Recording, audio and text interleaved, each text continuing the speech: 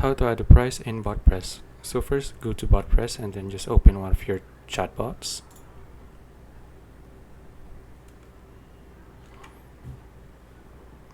Okay, now let's just wait for it to load.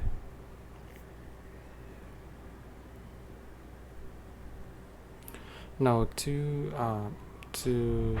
tell people that how much this bot is priced at. So for example, we're going to just add a text here,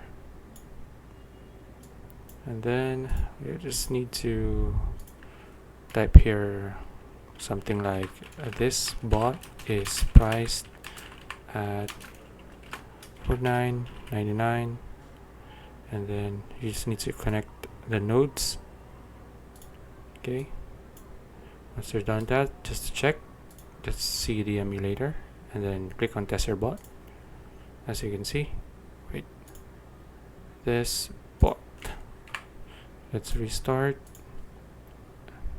Oh wait, oh, I haven't saved yet. Okay,